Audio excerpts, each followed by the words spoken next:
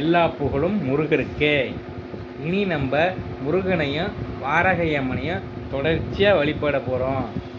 செவ்வாய்க்கிழமை வெள்ளையங்கிரி மன்னிக்கவும், சிறிது பிழைவு ஏற்பட்டு விட்டது. வாயில் நாக்கில் எலும்பு இல்லாத நரம்பாக இருந்த காரணத்தால் டப்புன்று பிறண்டு விட்டன. யார் வருத்தப்பட்ட குழந்தைகள், முருகனை நம்மளை கைவிட மாட்டார். கொங்கு நெறி காலேஜ் ரோட்டில் இருக்கும் கொங்கு நெறி கோயிலுக்கு செவ்வாய்க்கிழமை செல்லுவேன். முடிந்தால் லைவ் வருவேன். ஆகிய காரணத்தினால் நீங்கள் செவ்வாய்க்கிழமை 8 மணிலிருந்து 8:30 மணிக்குள் நீங்கள் லைவை பார்த்து முருகரை பார்த்து நீங்கள் தரிசனம் செய்து கொள்ளலாம்.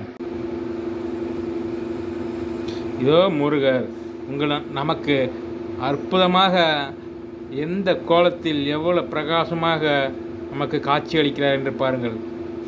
வாராகி அம்மனை நம்மளால் வழிபடும்போது நான் வழிபடும்போது உங்களுக்கு லைவ் காட்ட முடியாது. எனக்கு வேலை முடிவதற்கே மணி 9:30 ஆகிவிடுவேன.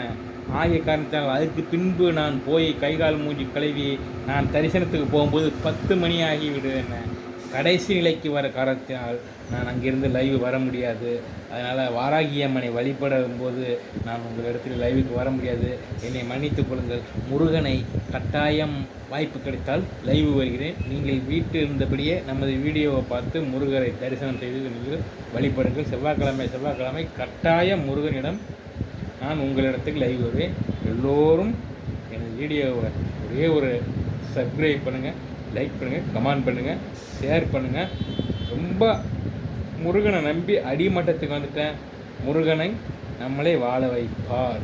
நாம் செய்வது எல்லாமே நன்மைக்கே, நல்லதுக்கே தளப்படும், நல்லதே செய்யும் என்று சொல்லி உங்களிடம் விடைபெறுகிறேன். நான் பாரதி வரியில் விதை.